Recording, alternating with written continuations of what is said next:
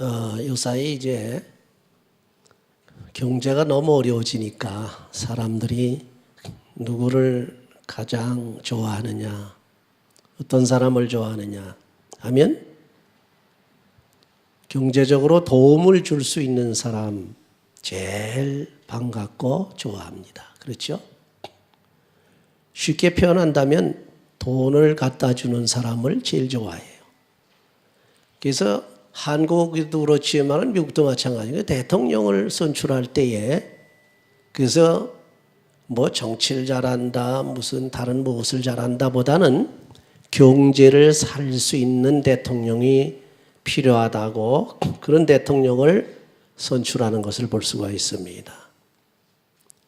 사실 여러분 세상에서 살아보시지만은 우리 믿는다고 하는 신자들까지도 하나님 빼놓고는 예수님 빼놓고는 뭐가 제일 좋습니까? 돈이 제일 좋다는 거예요. 돈이 있으면 모든 거 다 하거든요. 돈이 없으면 엄청나게 어려움을 겪습니다. 그래서 돈을 좋아해.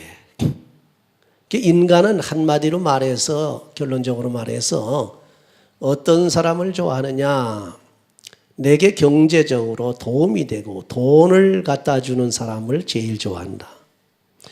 여러분 사실 그 집안에서도 그렇잖아요. 같은 자녀들인데 그저 부모들한테 그래도 경제적으로 자꾸 도와주는 그런 자식한테 이상하게 관심이 더 가해지는 것을 아마 볼 거예요. 그렇지 않고 전혀 관심이 없는 건 아니지만은 다 똑같이 사랑하고 관심이 있지만은 경제적으로 어려움 없이 도와주는 그런 자녀들이 더 생각이 나고 더 그런 거예요. 그게 인간이에요. 누가 뭐라고 그래도 변명할 수 없는 겁니다. 인간은 돈을 제일 좋아한다. 인간은 물질을 제일 좋아한다. 그럴 수밖에 없어요. 돈이 없으면 아무것도 못하거든. 돈이 없으면 우선 입에 풀칠하기도 힘들고 남을 어떻게 도와줍니까? 부모에게 어떻게 효도를 합니까? 그렇죠? 그게 돈을 제일 좋아하는 거예요. 돈을 좋아하는 것, 그것이 도가 넘쳐서 돈을 사랑을 하게 되면 그것이 일만하게 뿌리가 된다고 그랬어요. 그렇죠? 그래서 우리는 생활할 때에 돈 보고 돈을 쫓아가지 말고 돈의 주인이 누구냐? 그 주인을 붙잡으라는 거예요. 여러분 세상 경제할 때도 마찬가지, 경영을 할 때도 마찬가지 아닙니까? 어떤 큰 회사하고 계약만 한번 하게 되면 그저 아주 엄청나게 그 유익이 돌아오겠다 하게 되면 그 계약자인 사장을 붙들려고 애를 쓰거든. 그렇죠? 딱 붙들어서 계약을 하게 되면 자기가 유익이 되니까 크게 한탕할 수 있으니까. 그러나 우리 믿는 사람들은 그거에 앞서서 붙들어야 할 분이 계십니다. 그분이 누구냐면 예수 그리스도 하나님을 붙드시란 말이에요. 그러면 하나님을 붙들어서 하나님의 환심만 사게 되면 그 천지 만물을 다 쥐고 계시는 분인데 그렇죠? 그분이 너 아무개 돈을 주어라 하면 주는 거예요. 아무개 가서 도와줘라 하면 도와주는 겁니다. 조금 추상적인 것 같지만 그것이 하나님과 우리와의 관계입니다. 그러고 보면 하나님께서 누구를 좋아하느냐? 돈을 좋아하는 사람을 좋아합니까? 아니죠. 하나님의 마음에 드는 사람이어야 되는데 하나님의 마음에 어떤 사람이 드느냐 이거예요. 어떤 사람이 누가 하나님의 마음에 드느냐 이거예요. 한마디로 믿음으로 사는 사람. 할렐루야. 믿음이 있는 사람을 좋아해야 하는, 믿음이 있는 사람을 아주 반가워하십니다. 그래서 믿음으로 살게 되면 우리 하나님께서 그 믿음을 통해서 안 되는 게 없거든. 믿음을 통해서 은혜도 줍니다. 하나님께서 믿음을 통해서 은사도 주십니다. 믿음을 통해서 물질도 주십니다. 믿음을 통해서 병도 고쳐주십니다. 믿음을 통해서 성공하게 합니다. 하나님 꼭 우리에게 주시는 통로가 통로가 그 믿음이에요. 여러분 집에 그 수돗물을 잡수지요? 수돗물에 만약에 파이프가 없다 그러면 수돗물이 여러분에게까지 옵니까? 물을 못 잡숴요. 아무리 수온지가 좋고 많은 물을 저장해 놨다 할지라도 여러분 집에까지 오는 그 파이프가 없으면 물을 받아 먹을 수가 없는 겁니다. 마찬가지. 하나님께서 우리에게 큰 은혜와 축복을 주시고자 할 때에 믿음이라고 하는 파이프가 있어야 그 파이프를 통해서 우리에게 오는 것이지, 믿음이라고 하는 그 파이프가 없으면 주시고 싶고 주시려고 해도 우리는 받을 수가 없다. 그래서 믿음 좋은 사람을 제일 좋아해요. 믿음 좋은 사람을. 여러분 교인들도 마찬가지지만 목사들은 더 그래요.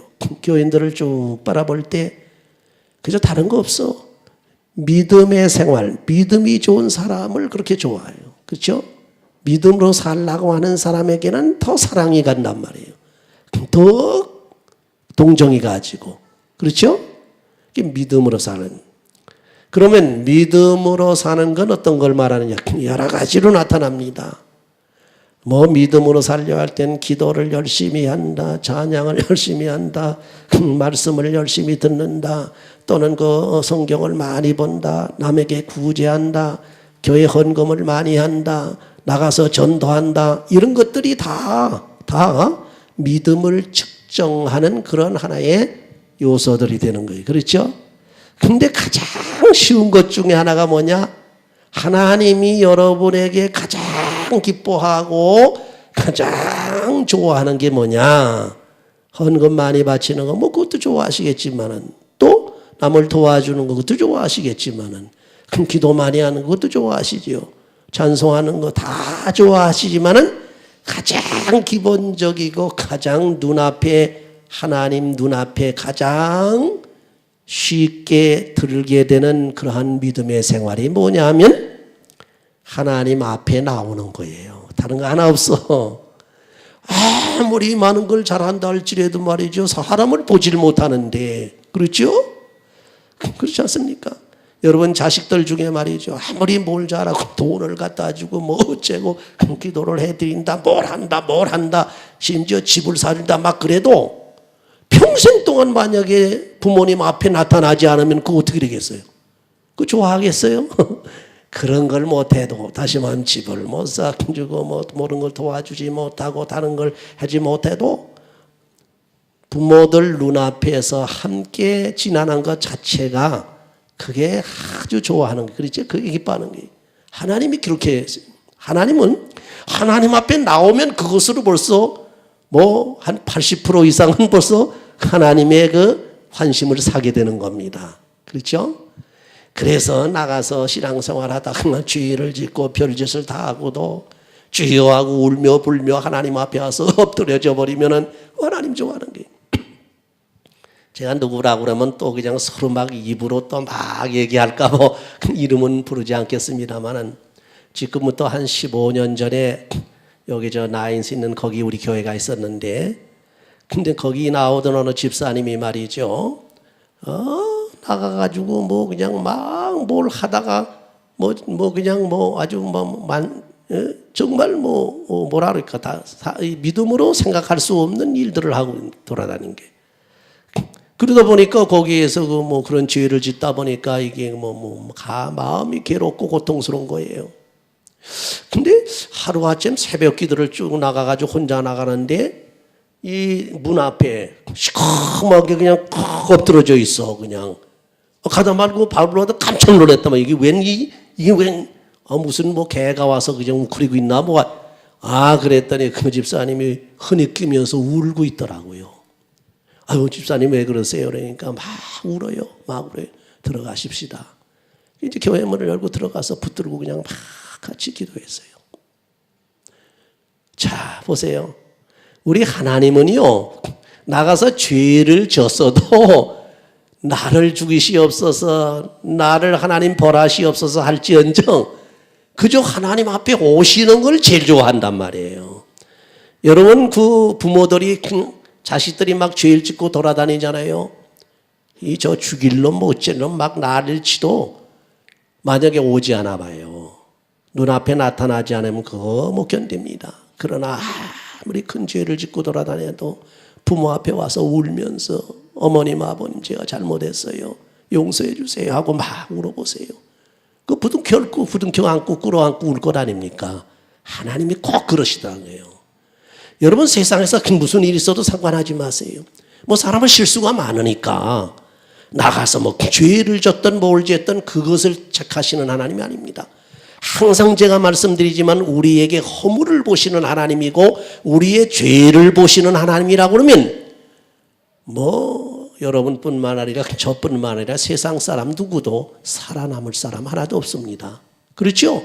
죄 안 짓는 사람이 어디 있습니까? 잘못 안 하는 사람이 어디 있어요? 하나님은 우리의 죄나 잘못하고 허물이 있는 것을 가지고서 그것 가지고서 시비하시는 분이 아니라 그런 옹졸하신 하나님이 아니에요. 하나님이 원하시는 건 뭡니까? 아무리 큰 죄를 지었다 할지라도 그 죄를 부둥켜 안고 와서 십자가 밑에 엎드려 있는 심정 가지고 주여 내가 범죄하였나이다. 나를 죽이시옵소서. 죽여주시옵소서 하는 심정을 가지고 하나님께 기도하는 사람.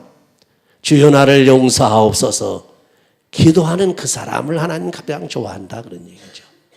여러분 오늘 이 시간에 이 말씀을 제가 길게 좀 드릴 이유는 하나님께서 우리에게 쭉 보시는 걸 보면은 사람마다 그 신앙의 단계가 있다는 겁니다. 그래서 우리 조직신학에서도요 사람이 믿음 생활하는데 똑같지 않아요. 어떤 사람은 이만큼 떨어진 사람이 있고 중간에 와 있는 사람이 있고 상당히 앞에 가 있는 사람이 있고 그래요. 신앙생활이. 그것을 이제 조직신학에서는 한 5가지, 6가지 단계로 구분을 해서 말하는데 오늘은 제가 복잡하게 그렇게 말씀을 안 드리고 간단하게 우리 신앙이 어떻게 발전하고 있느냐 또 어떤 단계가 있느냐 하는 것을 딱 2가지로만 말씀을 드리려고 합니다. 여러분은 신앙을 한번 생각해 보시면 되겠습니다. 첫째 우리가 예수의 복음을 듣고 믿지요. 그게 첫째 단계예요. 그 복음을 듣고 배워서 또 들어서 배우고 알아서 믿는 그런 신앙이 있어. 그러니까 누가 전도합니다. 누가 뭘 합니다. 복음을 들려줍니다. 아 그래 나도 교회 나가야지요. 그나 같이 나옵니다. 열심히 공부하지요. 성경을 잘합니다. 이런 신앙생활하는 사람이 있습니다. 복음이라고 하는 것은 첫째 들어야 되고 복음을 들음으로써 믿음이 생긴다 그랬거든. 그렇죠? 로마에서 1장 17절에 보면은 그러니까 믿음을 생기게 하는 것은 첫째 복음을 들어야 돼. 여러분 아시다시피 저기 저 가나안 땅에 누가 살았나 하면은 기생 라합이 있었습니다. 라합이라고 하는 기생이 살았어요. 근데 이 기생 라합이 저 그 홍해바다를 건너고서 오는 이스라엘 백성 중에서 2 정탐꾼을 여호수아가 보냈는데 그 정탐꾼을 영접을 해가지고 목숨을 내걸고 숨겨줬어요. 그렇죠? 잘 숨겨줬다가 그 사람들을 돌아갈 수 있도록 이렇게 돌봐줬습니다. 그때에 이 기생 라합이 한 소리가 있습니다. 그 하나님의 백성들 중에서 정탐꾼을 보냈는데 그 정탐꾼이 들어올 때 뭐라고 그랬냐면 내가 무엇을 들었노라 하는 그 무엇을 들었다고 그랬어요. 뭘 들었냐면 하나님의 백성인 이스라엘 백성이 애굽에서 탈출해 나와가지고 홍해를 육지와 같이 걸르고 뭐 그 광야에서 가진 이적을 다 행하게 하시면서 거기는 모든 이방 아모리 족속이고 무슨 뭐 모압 족속이고 암몬 족속이고 막 들이치면서 이렇게 하나님의 능력으로 지금 들어오고 있다고 하는 소식을 그 소문을 내가 들었다. 그게 복음입니다.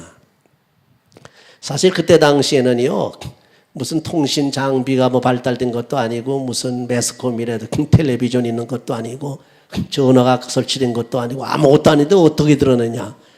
하나님의 복음의 말씀은 묘하게 들려갑니다. 직접 그래서 사람을 통해서 하나님의 말씀을 듣지 못한 사람은 하나님의 어떤 방법을 통해서도 복음을 들려줘요. 쉽게 말하면 그저 예를 들어서 꿈속에서 하나님께서 찾아서 복음을 들려주신다든지 어떤 큰 기적의 사건을 통해서 복음의 말씀을 들려준다든지 병을 들게 해가지고 복음을 갈망하게 할 수 있게 한다든지 뭐 여러 가지 방법이 있어요, 하나님께서. 근데 이들은 어떻게 들었느냐? 우리가 가만히 정황을 보니까 그때 당시에는 들려줄 사람이 없었어요. 거의 거리도 멀고 어떻게 듣습니까? 그런데 가만히 생각해 보니까 대상이 이제 장사꾼들이 왔다 갔다 했거든. 그렇죠. 거기 보면 장사꾼 특별히 아랍 있는데 사막 지방이 거긴 낙타, 약대라고 그러지. 낙타라고 그러지. 약대라고 그러지. 약대들 타고서 그저 사방 그냥 뭐 비단길까지 오고 가면서 하면서 막 장사를 하거든. 그 장사꾼들을 통해서 들었을 것이다 하는 추측이 거의 맞습니다. 우리 한국에도 멀리 있는 사람들의 소식을 들으려면 장사하는 그 보부상 알지요? 장사꾼, 보따리 장사꾼, 보부상들을 통해서 소식을 듣게 되거든. 그래서 들었어요. 그래서 기생 라합이 믿게 된 건 뭡니까? 하나님의 복음을 들었기 때문에. 그래서 하나님의 복음을 딱 듣는 순간에 자기가 그 복음을 받아들였습니다. 그래서 열심히 배웁니다. 그래서 믿는 신앙이 첫 번째 단계의 믿음이라, 그런 신앙이라는 겁니다. 여기 가만히 보시게 되면 이 아볼로라고 하는 이 학자는 알렉산드리아에서 난 유대인입니다. 근데 알렉산드리아라고 하는 곳은 여러분 아시다시피 알렉산더 대왕 시대의 헬레니즘, 다시 말하면 헬라 문화를 전파하기 위해서 세우는 애굽 땅에 지중해 연안 북쪽에 알렉산드리아가 있거든요. 거기다 도시를 세워가지고 헬라 문화를 이렇게 그렇게 전파하는 그런 기지로 역할해서 엄청났어요. 그래서 여기에서 나타난 사람들이 많습니다. 어거스틴 같은 사람들 전부 거기 출신들이에요. 근데 여긴 모르면 학문이 아주 앞서 있어요. 헬라 학문, 그리스 학문이 앞서 있어요. 그러니까 지적인 수준이 높다. 그러니까 이 복음을 들어도 이 복음을 자기가 지식적으로 잘 이렇게 깨닫고 이렇게 배우고 또 성경을 배우고 이래가지고서 믿게 됐으니까 이 아볼로라고 하는 사람은 지식이 많고 성경에 능통한 자라 그랬어요. 본문에 보니까. 그렇죠? 근데 지식이 많고 성경에 능통하다 보니까 아하, 요한의 세례를 받아야 되겠다 해서 아마 세례도 받은 모양이죠. 어쨌건 여기 보니까 요한의 세례만 알았다 그랬어요. 그럼 요한의 세례 말고 다른 세례는 몰랐다는 건데, 요한의 세례는 물소례라고 하게 되면 예수님께서 오셔서 주신 세례는 성령 세례, 불세례라고 그랬거든요. 그렇죠? 그러니까 그걸 말하는 게, 그러니까 처음에 신앙생활 할 때 우리는 지식으로 이 머리로 알아서 이렇게 지적으로 알아서 이렇게 믿는 신앙이에요. 여러분도 아볼로가 그렇게 믿었습니다. 근데 그 다음에 보니까 이 브루스길라하고 아굴라고라고는 두 내외가 바울에게 전도를 받고 바울과 함께 하나님의 은혜가 충만해가지고 이렇게 전도를 하고 선교를 하고 다니다가 이 아볼로를 만났습니다. 그래서 아볼로를 만나가지고서 아볼로가 가만히 보니까 이거 지식적으로 머리로 믿는 믿음, 그런 신학을 가지고 있단 말이에요.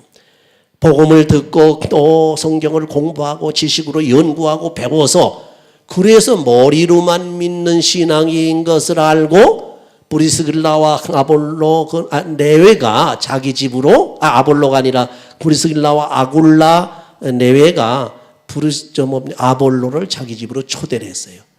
초청을 했고 대접을 하면서 거기서 하나님의 말씀을 더 깊이 풀어주었더라. 그 뭡니까?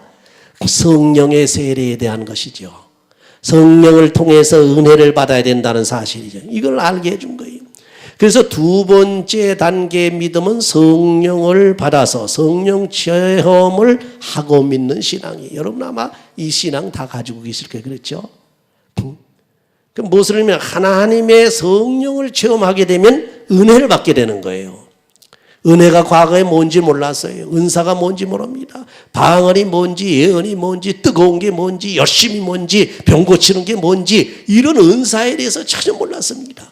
그저 예수는 그리스도라 하는 정도밖에 모르고 그리고 여기 말하는 세례 요한이 전해준 그 세례만, 물 세례만 받았을 뿐이지 성령의 역사, 성령의 체험을 못했기 때문에 바로 아굴라와 브리스길라가 아볼로를 불러다가 이 말씀을 증거해가지고 성령을 가르쳐 준 거예요. 그렇죠? 그래서 하나님의 은혜를 체험한 신앙, 이걸 가르쳐 준 겁니다. 여러분, 이 하나님의 은혜를 체험하고 나게 되면 그 사람은 다른 신자들에게 유익을 주게 됩니다. 우선 신령한 유익을 줘요. 그에게 그저 신령한 은혜를 끼칩니다. 은사를 끼쳐. 그를 위해서 기도합니다. 그를 위해서 병을 고쳐줍니다. 그를 위해서 축복을 해줍니다. 이게 어떻게 됩니까? 이건 바로 성령 받지 않은 사람 못하는 거예요. 또 그래서 믿지 않는 사람에게 회개시켜가지고 사죄권을 가지고 죄를 용서함 받도록 해줍니다. 성령 받게 해준단 말이에요. 그렇죠? 그냥 이런 은혜를 끼친다. 유익을 끼친다. 신자들에게. 그뿐이 아닙니다. 성령 충만이 받게 되면은요, 지적으로 교만한 신자들을 이길 수가 있어요. 여기 그 신자들이 누구냐면 유대인들이에요. 유대인들은 율법을 잘하는 사람들이거든. 그렇죠? 하나님을 가장 잘 믿는다고 자부하는 사람들이에요.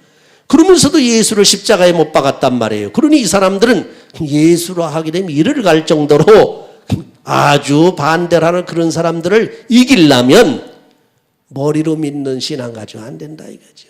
성경 그냥 해석하는 신앙 가지고는 안 된다. 아볼로와 같이 그야말로 뭐 학문적인 신앙을 가지고서 안 된다 이겁니다. 이거는 하나님의 성령을 받아서 진짜 하나님의 말씀이 내 속에서 막 살아 움직이고 좌우에 날쌘 검같이 돼서 그 말씀이 입을 통해서 확 나갈 때에 불칼이 나가가지고 양쪽에 날이 선 불칼이 나가가지고 공격을 할 때 상대방을 이긴다는 게 그렇죠. 그래서 여러분, 믿음이 아무리 좋은 것 같아도 머리로 믿는 사람은요, 성령 받은 사람 못 이깁니다. 성령 받은 무식한 사람 못 이겨요. 무식해도 성령이 충만하게 되면 아무리 많이 배운 신앙을 많이 배워서 믿음을 가진 사람이라도 못 당한다 이거예요. 여기도 보니까 아볼로가 가가지고서 막 증거합니다. 변론을 합니다. 토론합니다. 누구하고? 유대인들하고. 막 하는데 말이죠. 보세요. 유대인들이 머리가 얼마나 지적입니까? 율법 다 달달달달달 모세경 오경 달달달달 다 외울 정도예요. 그렇죠. 이런 율법을 가지고 구약으로서는 그저 통달한 사람들인데 이 사람들하고 어떻게 말이 되냐 이거죠. 안 되는 것 같은데 이 사람들을 이기려면 성령의 지혜와 능력이 있어야 된단 말이에요. 여러분 보세요. 예수님께서 12살에 말이죠. 어머니하고 아버지하고 와서 예루살렘에서 성의를 세기 위해서 유월절을 지켜서 올라갔다가 내려가는 도중에 엄마 아빠가 쉽게 말하면 요셉과 마리아가 자기 아들 예수님이 어디 있는지도 모르고 그냥 집으로 돌아와 버렸어요. 자기들끼리. 이해가 안 가죠. 어떻게 된 거길래 말이죠. 가가지고 하루길 사흘이 됐다고 그러던가. 그런데도 자기 아들이 없어진 걸 모르고 있단 말이에요. 아차 이거 보니까 자기 아들이 안 왔어. 예수님이. 야 이거 큰일 났다고 온통 찾으러 돌아다니는데 못 찾았단 말이에요. 나중에 예루살렘으로 올라가가지고 성전의 문을 빼꼼히 열고 보니까 어린 12살 예수님이 탁 앉아가지고 거기 유대인들 랍비들과 모든 유대 선생들을 앞에 놓고 하나님 말씀을 막 가르치고 계시더라 이거예요. 그 가르치는데 유대 그 율법 선생들이 입이 딱딱 잘 한마디도 대꾸를 못하는 거예요. 꼴쩍 못하는 거예요. 왜 그렇습니까? 예수님에게는 하나님의 성령의 지혜가 임해서래요. 여러분 가만히 보세요. 스데반이 하나님의 말씀을 막 증거하는데 말이죠. 이 유대 사람들이 말로 당안해질 못합니다. 왜? 하나님의 성령이 충만해가지고 천사같이 얼굴이 돼서 입을 여니까 그냥 막 입에서부터 성령의 말씀이 막 팍팍팍팍팍팍 나가니까 고기 꼼짝 못하는 거예요. 그게 성령의 지혜예요. 여러분 이것을 우리가 괜히 스데반의 얘기다 예수님의 얘기다만 돌리지 마시고 우리도 똑같습니다. 우리도 성령을 받으면 예수님같이, 우리도 성령을 받으면 스데반같이 입술을 열으면 하나님의 말씀이 성령의 능력으로 나간단 말이에요. 그렇게 되면 무서울 게 없는 거예요. 그렇죠? 보세요. 여러분이 예를 들어 비즈니스를 한다. 근데 상대방하고 이거 딜을 해야 되는데, 상대방이 그냥 뭐 원체 이거 태산같이 고인인데 이걸 설득하자니 이게 힘이 없는 거예요. 도대체 내가 머리가 안 도는 거예요. 그리고 또 힘이 없는 거예요. 저 사람을 어떻게 설득시킬까? 그럴 경우에 성령의 은혜를 받게 되면, 내가 성령의 은혜로 말을 하게 되면 저 사람이 어느새 마음이 눈 녹듯이 싹 녹아진단 말이에요. 저는 그런 경험을 여러 번 했어요. 좀 우락부락하던 사람하고 딱 마주쳐서 얘기하다가도 그냥 눈 녹듯이 녹아지는 걸 보고, 잘났다고 하는 사람들도 그저 성령에 충만해서 이 집에서 그냥 쉴 새 없이 막 하나님 말씀이 나가니까 그 말씀에 검에 막 맞더니 그냥 다 꼬꾸라지는 거예요. 그런 체험도 하시라 이거예요. 그렇다면 뭐 됩니까? 세상을 이길 수가 있는 게, 마귀가 덤벼도 성령의 검이 나갑니다. 나와 더불어 싸우자고 하는 사람 앞에서 성령의 검이 나갑니다. 성령의 검이라는 것은요, 사람을 같이 칼로 치는 그런 것을만 생각해야 안 됩니다. 자기와 원수된 사람이 있습니까? 자기를 미워하는 사람이 있어요. 그런 사람은 칼로 치는 게 아니야. 성령의 검이 무슨 그런 공의의 검만이 아닙니다. 사랑의 검이요. 사랑의 검으로도 나간단 말이에요. 사랑의 불로도 나간단 말이에요. 그러니까 녹인단 말이에요. 그러니까 우리가 성령을 받아서 성령에 충만한 사람의 신앙생활에는 앞에 어떠한 장애물이라도 극복할 수 있고, 어떠한 원수와 어떤 어려움도 극복하고 나갈 수 있다는 겁니다. 심지어 여러분이 비즈니스를 하는 과정에서도, 비즈니스에서도 승리한단 말이에요. 예? 뭐든지 승리해. 공부할 때도 승리합니다. 하여튼 성령이 자기 충만한 사람은 그 뭐를 해도 이긴단 말이에요. 여기 보니까 유대인들이 그렇게 변론을 같이 하는데, 바로 아볼로가 하나님의 성령의 은혜를 통해서 쫙 말이 나가니까 본문 편을 보니까 유대인들을 이기밀러라, 승리한다, 이게 이겼다, 그런 얘기입니다. 그렇죠? 여러분, 우리가 믿음 안에서 이렇게 교회에서만 이런 생각하는 게 아닙니다. 여러분 나가서 신앙생활하고 사회생활하는 과정에서도 성령을 소유하고 성령과 동행하게 되면, 성령이 시키는 대로, 성령이 말하게 하는 대로, 성령이 역사하는 대로 행동만 하면 여러분의 생활은 승리의 생활로 이끌어 나갈 수 있는 줄을 믿으시기 바랍니다. 오늘 이 시간에 더 이상 제가 말씀드리지 않습니다. 첫 번째 단계는 복음을 듣고 배워가지고 믿는 지적인 신앙이라면, 두 번째 단계는 성령을 체험하고 받아서 성령의 능력을 가지고 그야말로 신앙생활하는 그 신앙이, 이게 둘째 마지막 신앙 단계라 이거예요. 그러기 위해서는 성령을 받아야 된다는 겁니다. 성령 받기 위해서는 가만히 앉아서 하나님 성령 주시는 것이 아니라 기도해야 됩니다. 열심으로 간구해야 됩니다. 하나님의 말씀을 또 보아야 됩니다. 말씀대로 실천해야 됩니다. 성령의 충만함을 받게 되면 여러분의 세상 생활은 승리로 이끌어갈 수 있는 줄을 믿으시기 바랍니다. 이런 생활이 여러분에게 꼭 있으시기를 주의 이름으로 축원합니다. 아멘. 기도합시다. 감사하신 하나님, 저희들이 그저 복음을 듣고 말씀을 듣고 머리로 믿는 신앙에 멎어지지 않게 하옵소서. 성령을 직접 받아서 체험할 뿐만 아니라 충만해서 어떤 문제라도 성령의 인도함을 받아 해결하며 승리할 수 있는 생활이 되도록 우리 하나님께서 저희들에게 성령 충만을 주시고 기도할 수 있는 능력과 전도할 수 있는 능력을 허락해 주시옵소서. 예수님의 이름으로 기도하옵나이다. 아멘.